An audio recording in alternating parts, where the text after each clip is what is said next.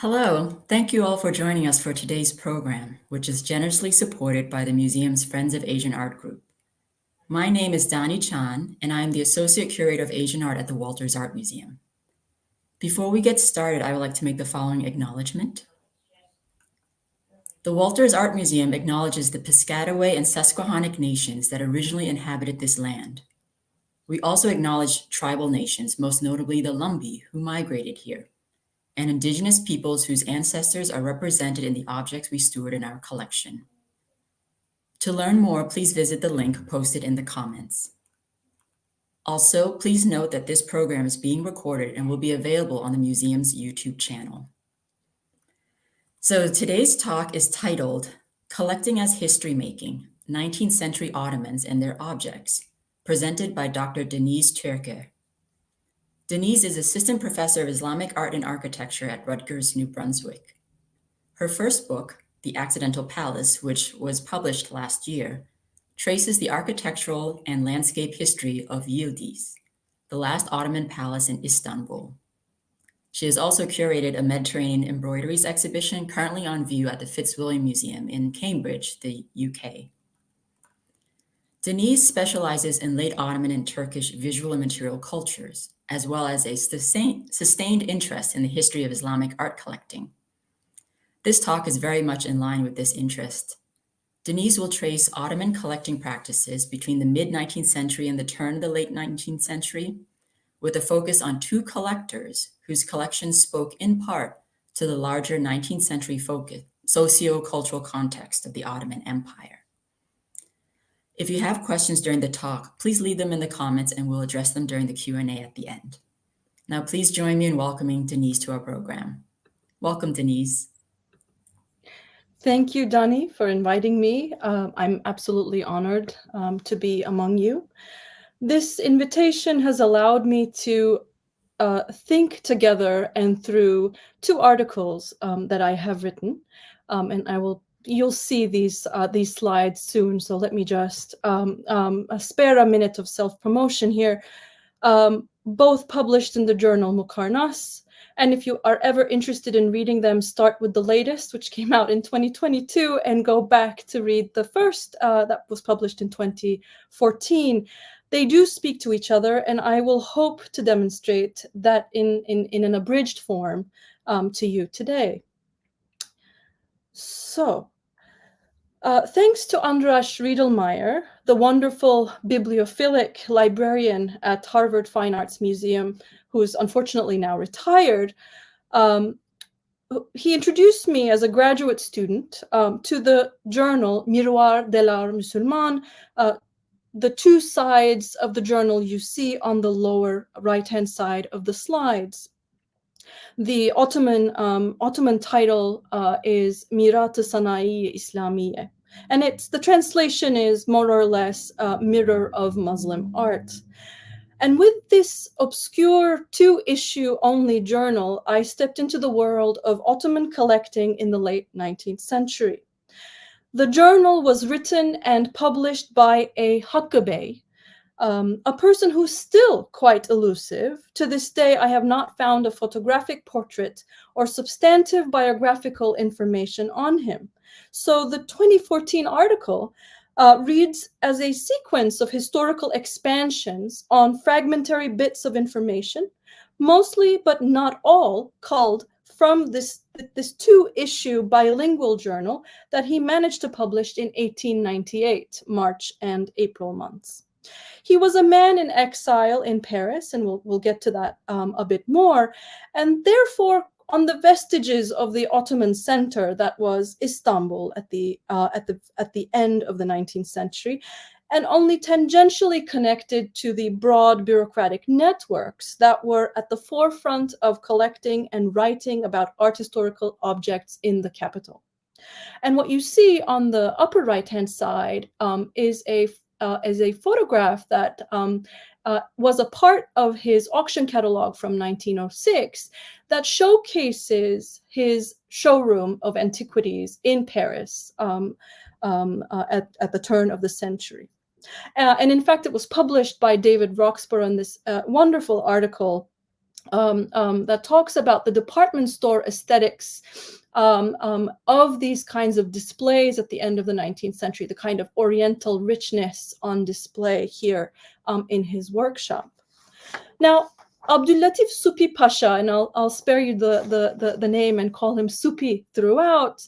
He's on the right, on the left-hand side, where we have a photographic vignette of him, was a collector from an older generation, slightly older, most likely from Hak Bey, and was a prominent Ottoman statesman who was an active member of the period of administrative reforms in the early to mid 19th century in the Ottoman state, known as the Tanzimat, translated to the reordering. What I give you on the left is one of the many professional biographies written on him.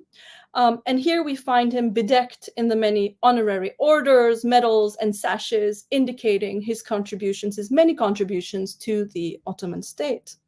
I would like to set the scene for the talk with you outright with 3 disclaimers. The first one is that the talk is not necessarily about beautiful objects, but occasionally about small ones that had historically rooted symbolic potency. Second, and much more generally, the intention of this research on these 2 individuals is to populate the scholarship on the history of collecting, history writing, museums and displays in the Ottoman world from within. What do we do when we take away the European Orientalists who take a stab at writing histories of the Near East, the Middle East, and Islam? Who are we left with is in fact a very large group of individuals, 2 of whom I will present to you today. But often when one reads surveys on the subject, especially English language ones, one encounters the fairly reductivist storyline made up of 2 nodes. And I give you those 2 nodes in 2 sets of slides here, the upper left-hand side and the lower right-hand side. So the narratives often begin with Fethi Ahmet Pasha. You see him on the the upper left-hand side, who under Tanzimat's first official sultan, Abdülmecit I, would inaugurate an arms and armor museum, a photograph of which, the interior of which you see here, in 1846 inside a 4th century Byzantine church called the Hagia Irene, on the grounds of the Topkapı Palace. And then the first official imperial museum with all of its Hellenistic riches of the empire would be founded by Osman Hamdi Bey. You might have heard his name as the director of the museum, but also a preeminent Orientalist painter in his own right. And I love this photograph of him reclining over one of the heads of kings he helped excavate in the southeast of Turkey in a place called Nemrut. Furthermore, the latter, that is Osman Hamdi Bey, is presumed to act as the sole Ottoman arbiter of all transnational antiquities trades. The third point is the political position of Egypt, and here I give you a map of Egypt in the 19th into the 20th century to show you that after the failed Napoleonic conquest, it becomes an Ottoman. It is an Ottoman province, but over the 19th century, it acquires a viceroyalty. So you have 2 individuals who are the kind of political spearheads of Egypt turning into an empire on its own, a kind of proto-national state. The first is Mehmed Ali, or Muhammad Ali, who is the governor of Egypt. He's of Albanian in origin, and his grandson Ismail Pasha, under whom Egypt turns into viceroyalty, a khedivate. So these 2 individuals. And Supi Pasha, mind you, serves under Mehmet Ali. And Hak Bey, it turns out, is a scribe in the court of Ismail Pasha. So we have these 2 Ottoman bureaucrats who start off their lives in Egypt. So the Albanian Turkish family of rulers aspired to instituting their own empire and solicited, with that in mind, solicited object-based histories from among the intellectuals, from among their intellectual bureaucrats as one of the political strategies. So the site itself played an important role in the circulation of antiquities throughout the 19th century. And I would point you to the wonderful, prolific scholarship of Mercedes Voley on the subject of collectors, antiques dealers, historians that operate in and out of Egypt at this time. But what I try to argue is that historical consciousness and using artifacts to write about histories, and not just Islamic ones, started with an earlier generation of Ottoman men of letters. Women, unfortunately, are few and far between, though there are some, and we can talk about them in the Q&A. And the field of Islamic art and architecture, as we know it, as a discipline, rests as much on the shoulders of European Orientalists as, and perhaps more, on these lesser known, lesser studied individuals like Supi and like Hak Bey. The latter one, and we'll get to this again, so Hak Bey was instrumental in naming the field Musulman, Muslim art, over nationally specific earlier designations such as Arab, Persian, or Turkish art, and more on that further. Though I will begin with Supi, the individual you see on the left, the earlier, the older generation of collectors, I did first encounter his name in Hak Bey's bilingual French and Ottoman Turkish Islamic art journal, Le Miroir de l'Art Musulman. Although Hak Bey, the very first late 19th century Ottoman collector-dealer of Near Eastern artifacts, was a renowned epigraphist himself, having cornered the Parisian art market's budding interest in the late 19th century in Islamic objects with his linguistic skill, occasionally his expertise proved to be inadequate. So once, when he was not able to fully decipher an Umayyad period stone marker, you see here on the right, which is a page from Hak Bey's journal, he had to send the lithographic print of the marker to Supi Pasha in Damascus, who was then appointed the governor of Syria, so a man in a very high place in the rank and file of the Ottoman world. And lo and behold, Supi was able to supply Hak Bey with the right transcription for the journal. For the 19th century men of letters, and especially for the international members of the Orientalist congresses and Asiatic societies, Supi was considered a leading expert of Greek, Roman, Sasanian, Byzantine, and Islamic coins, sitting on the boards of these societies in Hungary, Bavaria, and Leipzig. Though deeply critical of Supi's apparent aversion towards critical historiography, the Bavarian Orientalist Andreas David Mortmann, whom you see kind of sternly sketching the western parts of Anatolia, where he travels and collects coins, we find him alongside Anton Prokesh von Osten, who's on the right, the Austrian ambassador to the Sublime Porte, in Supi's Istanbul mansion for long stretches of time to study his collection and amend their own work on Sasanian coins.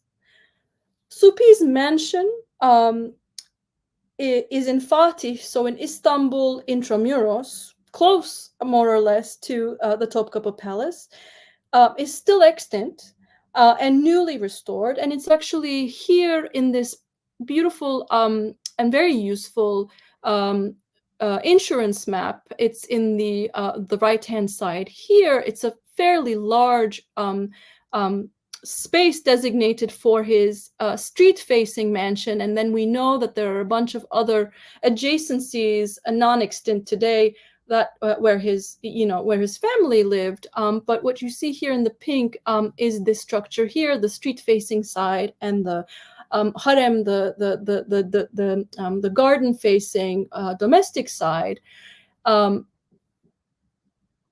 It's one of the few remaining private residences from the early Tanzimat period. I won't have time to discuss this townhouse in much detail, but let me just say a few things. Its scale is fairly grand, and its interior ornamentation, though restrained, reveals this wonderful targeted opulence, which hints at Supi's biography. So we have lavish ceilings, which indicate the important sort of functions of the space that they cover. So this oval ceiling is where his library and coin collection once was housed.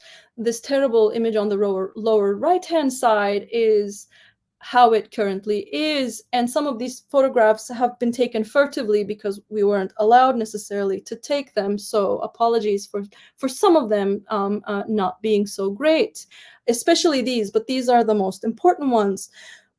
Mighty ceilings that an Ottoman historian, an Ottoman historian of the period likens these ceilings to the Uffizi in a historical account.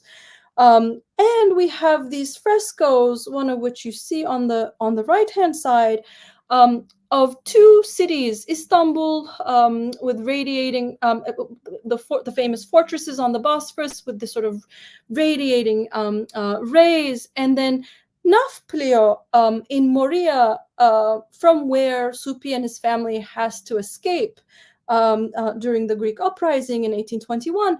And all of these ancient ruins and bridges that seem to connect these two cities. And the same happens in the fireplace, where we have these mirror image reliefs of a shepherd playing the reed pipe under two weeping trees, and at the center a panorama of Istanbul proper. So, Egypt most likely on the two sides, indicated by the trees and the shepherd, and Istanbul at the front and center. So we are dealing with three spaces: Moria, Egypt, and Istanbul, where he ends up becoming an important statesman. This mansion that housed his monumental library and coin collections, they're not there anymore, and where scholarly gatherings took place, also acted as an extra institutional center for learning, where promising young bureaucrats were trained by visiting scholars, and where the children of the poorer members of the neighborhood also received an education, a kind of informal space with a lot of formal training to offer. The mansion was a monastic and scholarly refuge, as an eyewitness recollected, for scholars coming from the far corners of the West, as well as India and the Punjab.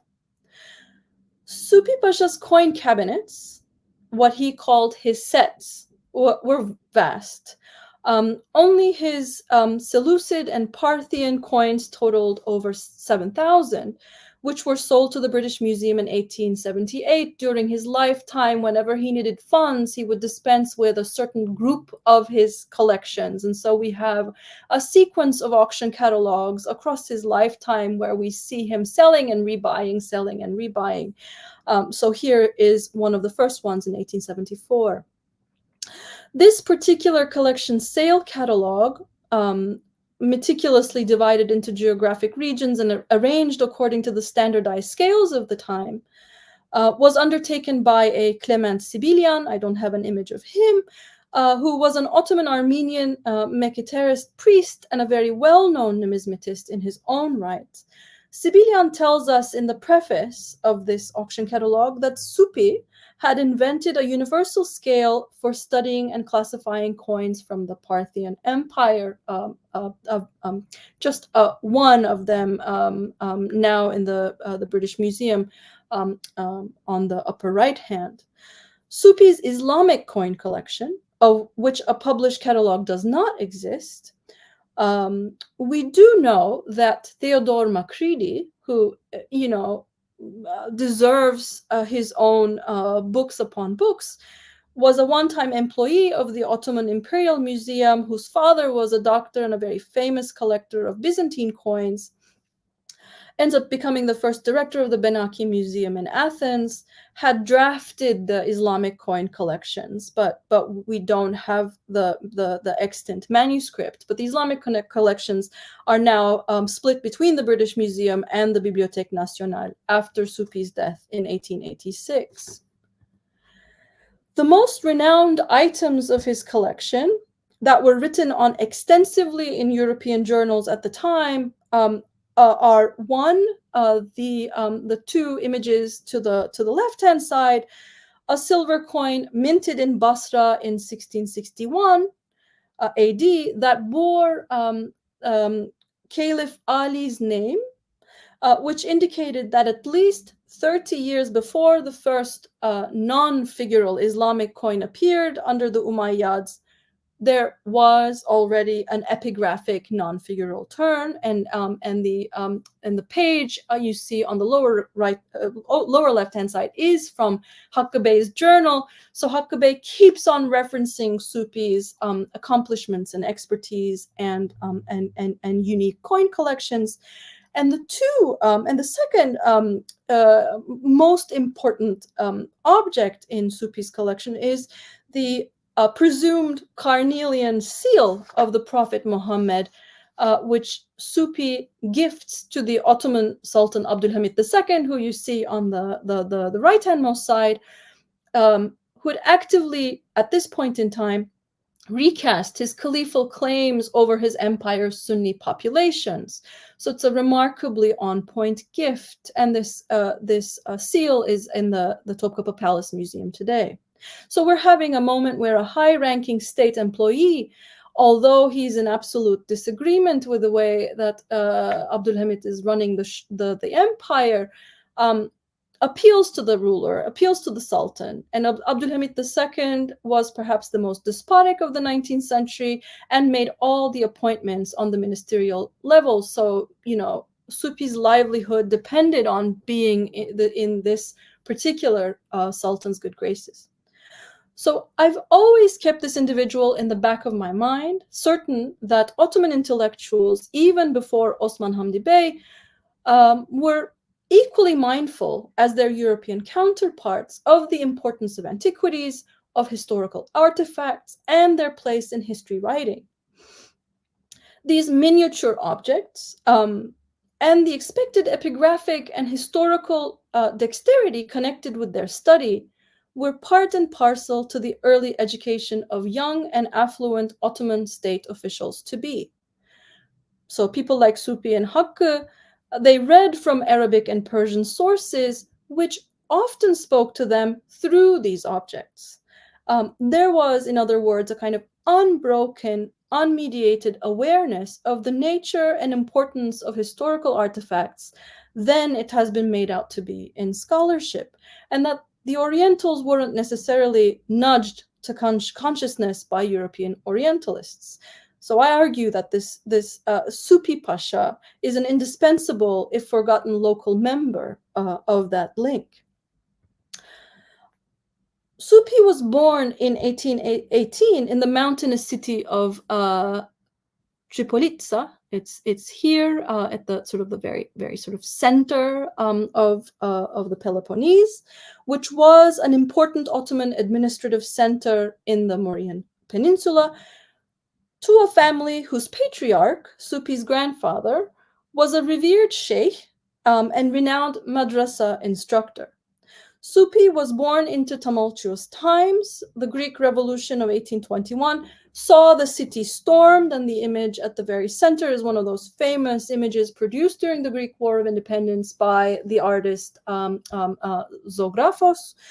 And most of the Muslim population of Tripolitsa was killed.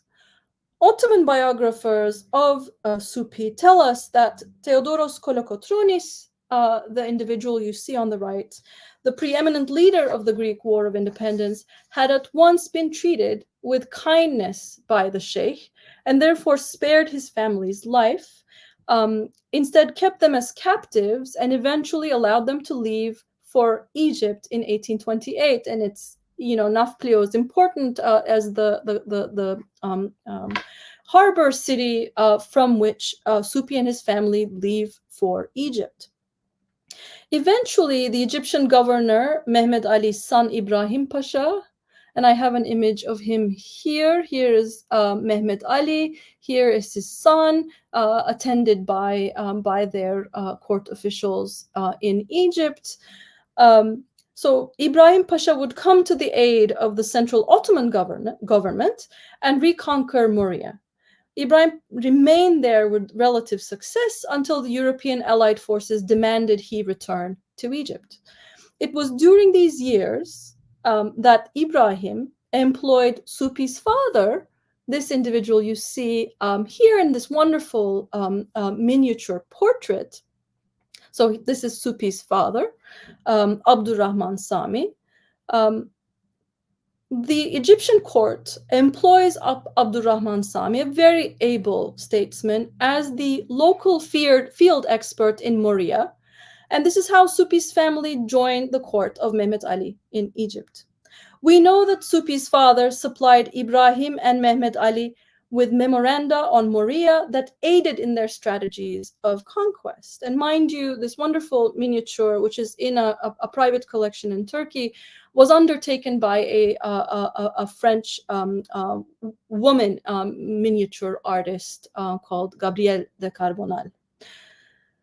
And I have at the very center one of these sort of iconic images of Mehmed Ali in Alexandria in his palace, surrounded by his scribes, one of whom is most likely Abdurrahman Sami and perhaps Supi, being visited by a British delegation.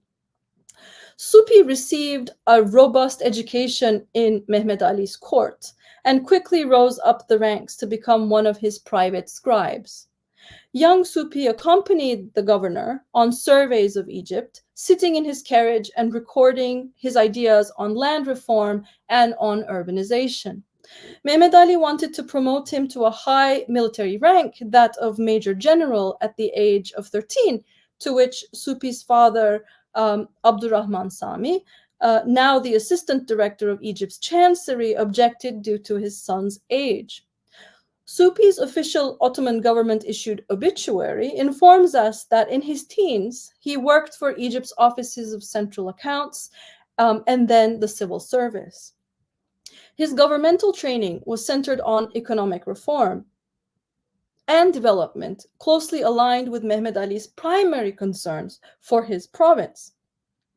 In the smaller, more experimental environment of dynasty builders, the members of the Egyptian court with intellectual inclinations found interest in documenting Islamic artifacts.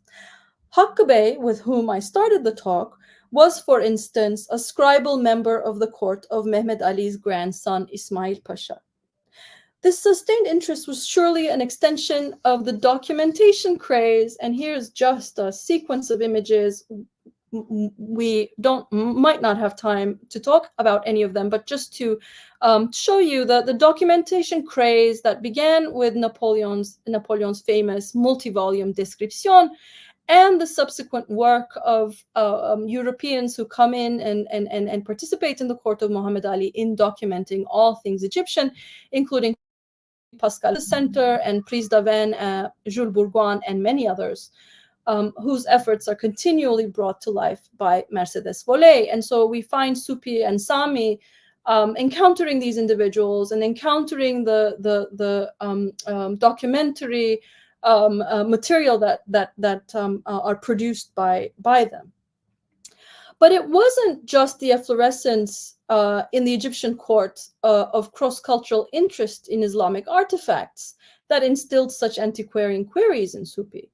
He arrived at the centrality of the science of numismatics while studying history, what historical coins told him about a state's economic past through the demands of his governmental position, and as a close companion of the governor in all things finance.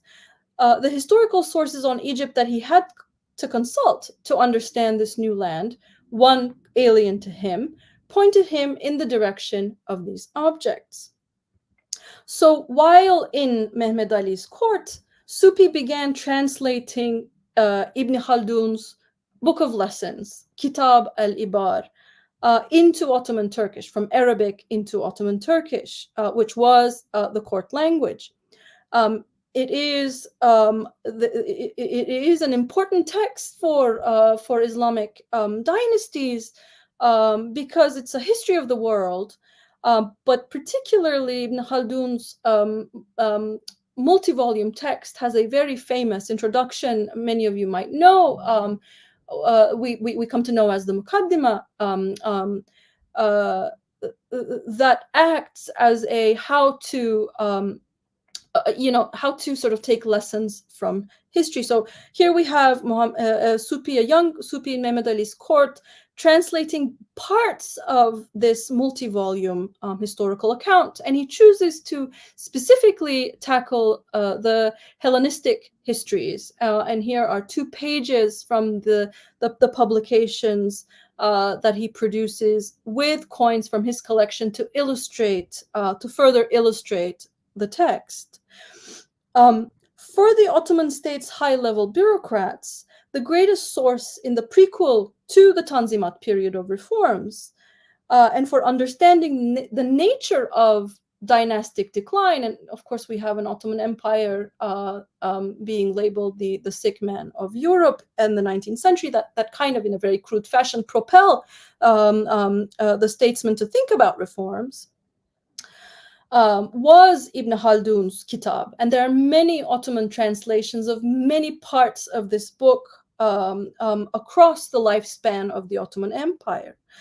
His cyclical theory of civilization, whose central tenet was that nomadic vigor and solidarity in newly emerging political entities dissipated as they sedentarized, was the predominant methodology in histories written during and after the Tanzimat. These histories, including that of the Ottomans themselves, were periodized according to Ibn Khaldunian stages. For Egypt, a viceroyalty under the Ottoman state ruled by a group that had its own dynastic ambitions, the Kitab also served as a handbook in constructing and running a viable new political entity. Another appeal of this work was that it highlighted a very simple monetary policy that relied strictly on the gold dinar and the silver dirham, the 2 currencies whose value, if kept pure, were intrinsic to their material. So they were stable markers of economic activity. Therefore, they could be controlled over, for instance, the copper coins that led to hyperinflation in the Mamluk era, a topic that both Ibn Khaldun and his Egyptian pupil, maybe you've heard his name, Al-Makrizi, visited in their history books. So it's no surprise that we actually have Supi constantly translating, combining, thinking through the works of Ibn Khaldun and his pupil Al-Makrizi throughout his time as an Ottoman statesman.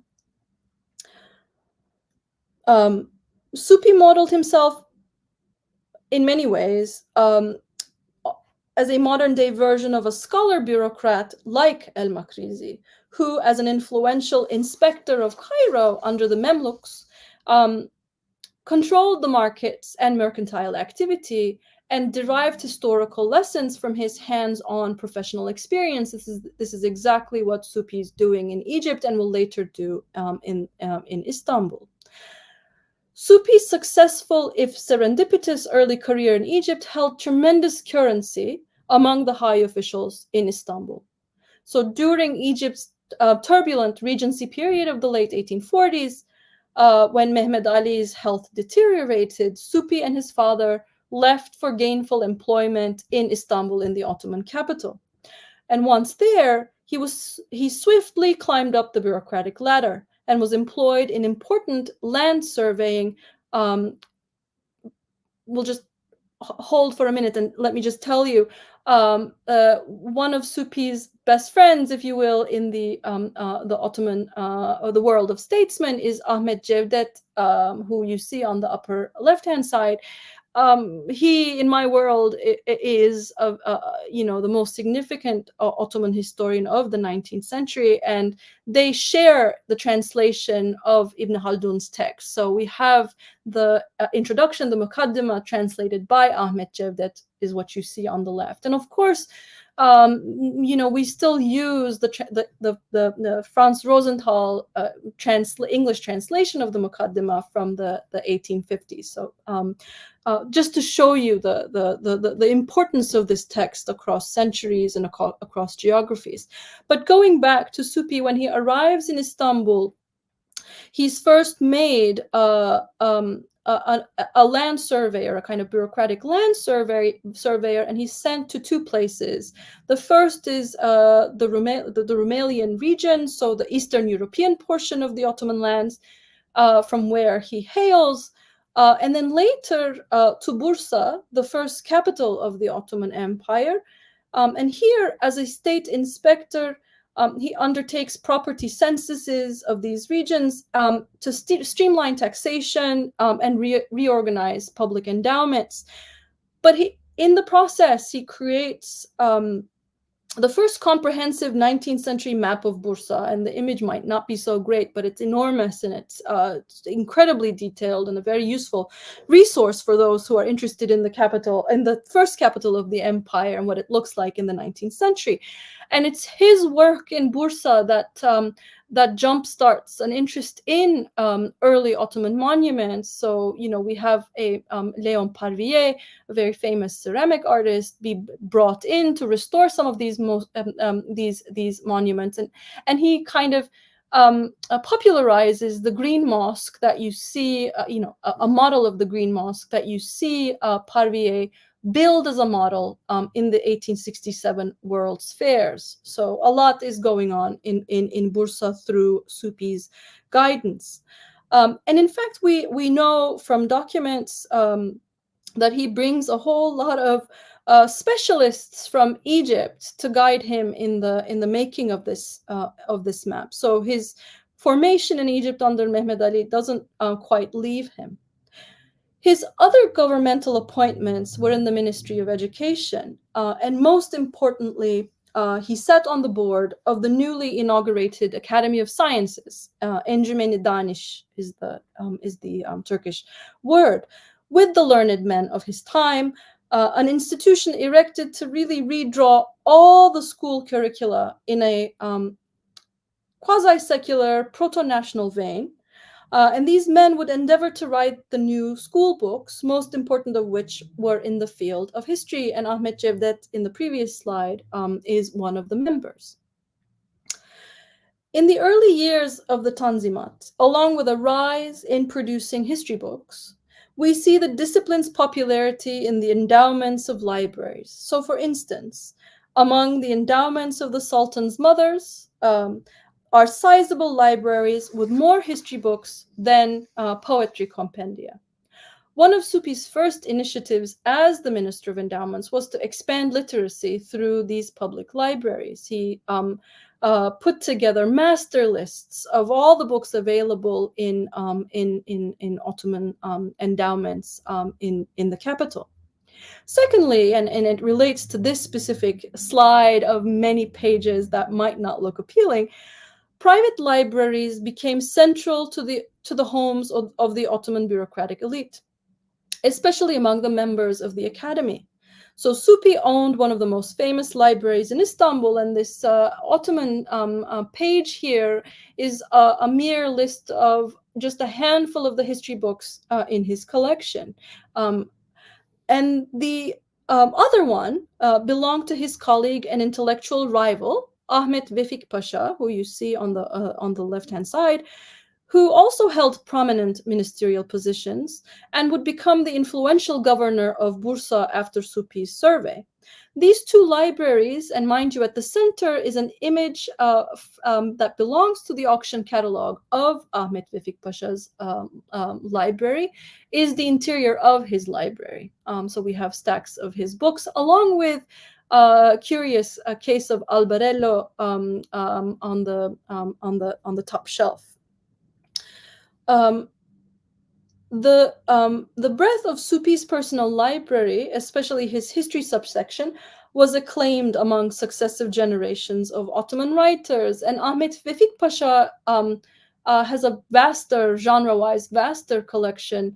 And what I give you is books in Chagatai, in the language that he makes translations from, as well as Dickens and Molière, etc., which he also translates for the public. So to my mind, both Ahmet Vefik and Supi attempted to build universal histories in microcosm.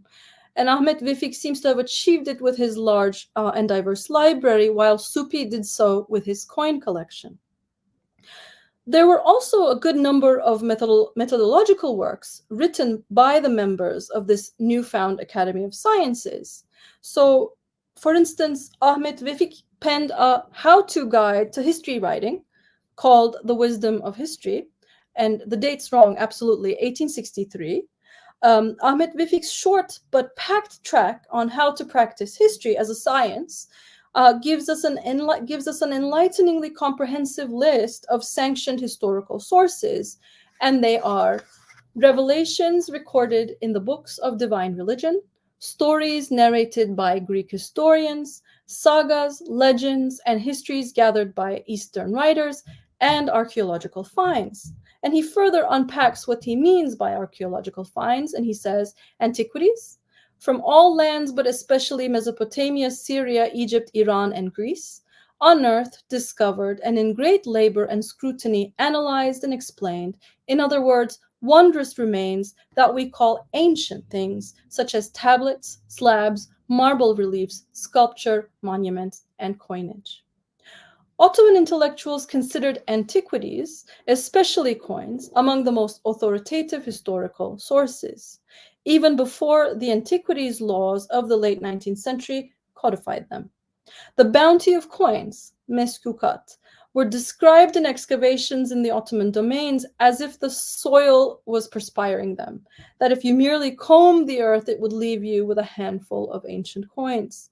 There was so much of them that the first official Ottoman antiquities law of 1874 that Supi drafted categorized antiquities as 1, coins, and 2, all other kinds of works that can or cannot be carried.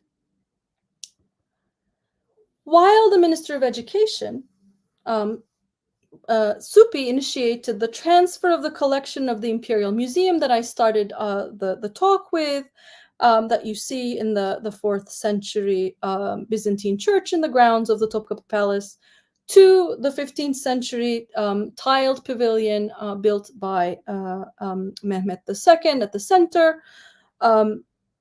After an excavation in Cyprus in 1873 was, made it impossible for the church to house the piling collections. And lastly, all of the contents would move to the official Imperial Museum of Antiquities that you see on the right. The 19th century history of Ottoman collecting didn't suddenly begin with Osman Hamdi, who was the first director of the Imperial Museum that you see on the right. And that the groundwork was in fact laid by scholar bureaucrats like Supi and Ahmet Vefik and their historiographical, if equally pedantic, belief in the primacy of public instruction through history. Even Osman Hamdi Bey himself, in the introduction of the museum's first catalog after its opening in the tiled pavilion in 1881, declared Supi its actual founder. And as a side note, Supi's imprimatur is also on the empire's arts and crafts schools, as well as the foundational documents of its Academy of Fine Arts, the Mektebi Sanayi Nefise. So now I turn quickly from a scholar bureaucrat to a collector dealer, an Ottoman collector dealer who has much more precarious institutional and state ties at the end of the 19th century. As I said, there's no photographic image of poor Hak Bey, and so whenever I refer to him, I often visualize him as his journal. So here we have again the French and Ottoman Turkish sides of the journal. The British Museum archives first record Hak Bey as a collector dealer who sold Greek and Egyptian antiquities to the museum between 1882 and 1894. 7 objects, and I give you 4 that have images, extend their provenance of ownership to him: a Roman onyx cameo, a gold-plated bronze fibula, a terracotta figure of Pan from the 3rd century BC, a Tanagra figurine, and so on and so forth. So we know that Hak Bey must have started his business in Europe dealing antiquities. His substantial collection of antiques objects sold in a small auction in May 1906 tells us of such earlier leanings. But he and here is the catalog of his collection of antiquities sold off in 1906. And he does enter the Walters Art Museum too as a collector dealer of mostly Greek antiquities. And here are the 3 objects that are in the collection. The Ottoman 1884 ban on the circulation of antiquities may have hindered Hak Bey's supply of Egyptian and Greco-Roman artifacts and triggered his turn to Islamic ones. Indeed, the ban in its earlier version restricted the circulation of only non-Islamic antiquities. We also know through his journal that Hak Bey, for 17 years before he published the journal, spent much of his free time in the Bibliothèque Nationale in Paris, picking out the rarest and oldest coins from the catalog of Muslim coins to fill in the missing chronologies in his own personal coin collection. So we know that he starts his life also as a numismatist. He began to publish his bilingual art journal in 1898, and the first issue was published on March the 1st, 5 years after the first exhibition of Muslim art in Paris, to which he loans a few objects and had been assigned his own grand display cabinets in which to curate items from his collection. In fact, the journals that talk about this exhibition talk about him as the primary loaner of the best Islamic objects there were in circulation. So he had wooden lintels, he had manuscript pages, he had Safavid carpets, and a whole lot of Iznik ware. And it's with this exhibition and through his agency that Islamic objects were presented for the first time under the term Muslim art. And when naming his journal, Hak Bey was well aware of the continually shifting preferential taxonomic developments in the emerging field between Arab, Persian, and Turk. So with his chosen title, L'Art Musulman, or Sanayi Islamiye, Hak Bey stands guard over the most comprehensive attribution that could be given to the field. A collector dealer's publication of a quasi-scholarly journal was a novel method to promote his collection in the late 19th century. Although short-lived, 2 issues, Hak Bey's journal was a first within this new entrepreneurial mode of promoting a collection in presenting arts from the Islamic world exclusively. The structure of Hak Bey's journal was also unique and reflected the individualized nature of his enterprise. The French text, printed and illustrated with phototypes of objects from his collection, is on one side of the journal. It looks more professional on the French side, while the Ottoman Turkish text, handwritten and with fewer illustrations, which are all hand-drawn, is on the other. And the Ottoman Turkish to French translations of the text are almost but not completely in verbatim.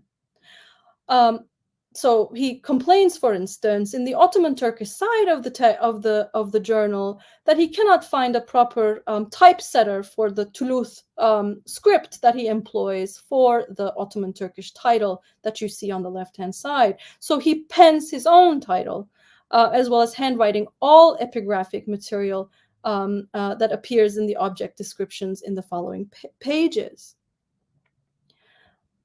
let's see. It's hard to trace him in Ottoman institutional archives because, as I alluded to earlier, he was in political exile in Paris. So fragmentary biographical details from footnotes only on the Ottoman Turkish side of the journal and a couple of letters reveal to us who he is. He was trained as a young Ottoman bureaucrat under the tutelage of a Hoca Mecid Efendi in Istanbul, from whom he learned Arabic and Persian, and belonged to the inner circle of Tanzimat statesmen like Ali Pasha, who was a grand vizier and the preeminent architect of the reform movements. He was later employed in the court of the Egyptian viceroyalty, Khedive Ismail, whom I mentioned earlier. And in this endeavor, where Khedive Ismail is trying to make an empire out of Egypt, he is sponsoring the Young Turk movement to sort of to form a resistance to the Ottoman center. And Hak Bey becomes a registered Young Turk.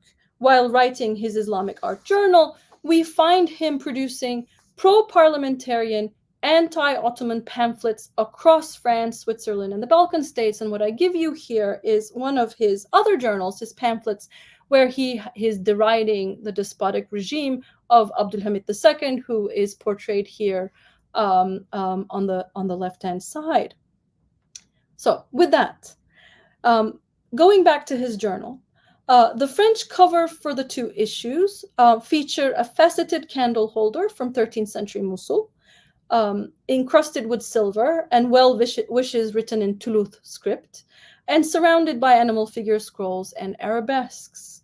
The object is surrounded by a set of purely epigraphic Islamic coins, pointing to the numismatic origins of Hak Bey's grander project, not unlike Supi. The Ottoman Turkish section of the journal depicts the elaborately carved Mukarnas vaulted interiors of the Alhambra. There is then a smart doubling in Hak Bey's understanding of Muslim arts and its historiographies as one extending from practical uses of objects, coinage, to heavily encrusted objects and architecture. He has a statement of purpose in the preface of the first issue, which indicates a simple desire to propagate all knowledge of Muslim art, not only in Europe, but also among a group which he refers to as the ignorant antiquarians of Constantinople that toil in the antiquities trade in the Grand Bazaar. And he does it by providing an abridged, but heavily researched and footnoted history of Islam from the Prophet Muhammad to the early caliphs, the Umayyads and the Abbasids, with a chart that you see here, the French version and the Ottoman Turkish version, of all the major and minor players of the Islamic world from 632 AD to the Qajars in 1898. The journal's second and last issue reveals more about Hak Bey's scholarly project, as he includes a bibliography for background reading and also makes apparent the contents of his own library of French and Ottoman histories. And here is a sample of what we know he reads to bolster the information that he puts into the journal. On the upper right-hand side, you have a page from Jules Bourgoin's Les Éléments, and on the lower section here, you have Prise d'Aven's Egyptian Monuments book. In the second issue, and here you have a page of the Ottoman Turkish side, Hak Bey picks up his historical account from the end of the Umayyad Empire in Damascus to the Islamic dynasties in Spain and Sicily, with two commercial motives in mind. He reads a golden age in the early arts and architecture in Muslim Spain, and he emphasizes his epigraphic prowess by pointing towards his first-hand observation of the inscriptions and evidenced by his hand-drawn architectural fragments and Kufic inscriptions during one of his 3 visits to Spain. So the Ottoman Turkish side tells us that he's actually gone to Spain and has seen these objects, and these sketches that you see and epigraphic material are all from his first-hand account. The very personal writing in the journal sometimes takes on an autobiographical tone. So, for example, right after introducing his collection of 13th and 14th century metalwork from Yemen, Hak Bey begins a discussion of Damascene earthenware that we've come to understand as Iznikware, with references to mosque lamps of the Süleymaniye Mosque in Damascus, and the Damascene tiles of the mosque and the tomb of Abu Hanifa in Baghdad. So here are the two sites that he tells us he's visited in the 1870s, when Supi, in fact, was the governor of Damascus. So we do know that they might have actually seen and had discussions together. And in closing, Hak Bey's name proliferates in the art journals immediately after he auctions off his entire collection in two one-week auctions in 1906. And here are the catalogs that you can find in the Watson Library at the Met. And in fact, this particular auction catalog, and I'll show you quickly, has all the names of people who bought from these auctions, and they've come in handy for us. But before I do, it seems from some of the art journals that mention the auction that Hak Bey has passed, and there is a tombstone in Père Lachaise of a Ismail Hak Bey from 1903. I'm not sure it's his, but regardless. But what we end up having in these discussions of his auction is an emergence of a Madame Hak Bey. So he was married. We don't know much about her, with the exception that she was inducted to the French Society of Archaeologists by Ernst Babylon, who was the numismatic expert in Bibliothèque Nationale, alongside Jane Dieulafoy, the wonderful cross-dressing archaeologist, French archaeologist, who digs in Achaemenid sites in Iran alongside her husband. So we have a sense of their French circle of scholar archaeologists, and these are the two members that induct Madame Hak Bey into the society after her husband's passing. Other things, the most expensive materials are bought by a Monsieur Antoine from these auctions, and he seems to be a very important collector who also buys Courbet's painting L'Origine du Monde. But for our purposes, and in closing, most of the Islamic material is purchased by Dikran Garabed Kelekian, a famous Ottoman Armenian dealer who had an antique store on Madison Avenue since 1895, and was a friend of the Fauvists, Marie Cassatt, Milton Avery, so on and so forth, but also a very important collector, dealer who helped Henry Walters build his collection of Islamic material at the Walters Art Museum. And there's a fantastic article by Mariana Shreve Simpson on him.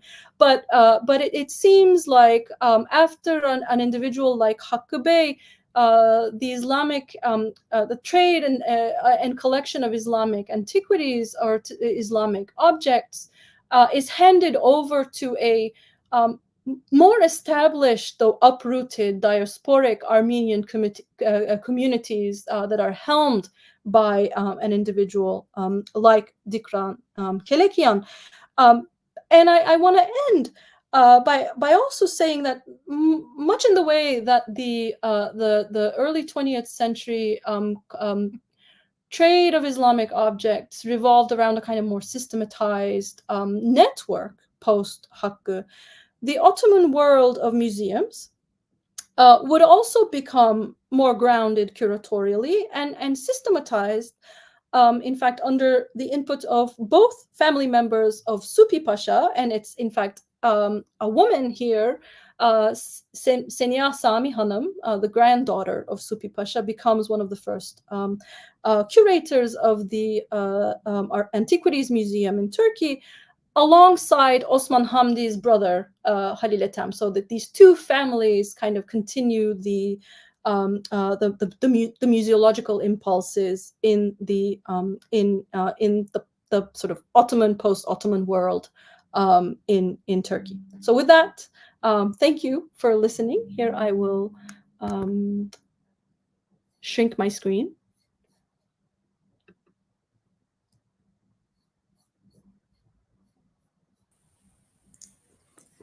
Well, thank you, Deniz. That was fascinating. I learned so much. And we have a question from Laura K. Mhm. She asks, how does the tradition of Ottoman scholars reflecting on visual culture that you have described here relate to or break from the history of Ottoman costume albums of the previous few centuries? What a great and big question. Thank you, Laura. Very crudely put, the costume album, the audiences for the costume albums are often Western audiences, and the costume albums don't have any text. Or very few sort of subtitles that highlight what you're looking at. And they are, often of sort of stereotyped images of, members of the court. Whereas here, we are dealing with, and the material should contest to that they read and write, and they learn from medieval texts, and they illustrate them and they amend them. So there's this kind of rigorous historical engagement, and the material is meant in various forms. When they're writing for schools, they're sort of abridged historical accounts, and then when they're writing for each other, it's way more rigorous. There is a kind of pedagogic desire here to teach about an Islamic past, broadly speaking. So I don't know if that helps, but I think there are really kind of two separate realms of visuality and spectatorship and object collection that we're dealing with here. Great, thank you. And I think we'll end with one more question, which is my question. What do you see as the legacy of this of all of this collecting as history making from the 19th century? Yeah, I mean, I really, and thank you for asking this. I want to really essentially show that, I think there's some sort of restriction because Ottoman Turkish is, written in the Arabic script and the texts are dense. And if you don't read the language, then you don't have access. And so all of these histories get lost. And so we often, are left with, material that single out certain individuals across time and space. But in fact, there was a much larger network, and I'm trying to show that here, of people, from the Ottoman world who were conscious about the European Orientalists, that is, European scholars dealing with the Orient, and really worked against and through the material so that there was a kind of orientalized, an awareness that they were being orientalized, and they kept on working against it with this kind of historical rigor. That's the kind of legacy that I think they really tried to leave behind. And yeah, so the method to my madness is to unpack and show in the English language that. Yeah. Well, wonderful. Well, thank you so much for being here with us today. Thank you for having me. Yeah, and I want to say a big thank you to our digital team for producing this program. Absolutely. And finally, a bigger thank you to all of you, our viewers, for sharing this experience with us. And so we welcome you back with more programs on our social platforms. And for upcoming program, please visit our website at thewalters.org. Thank you.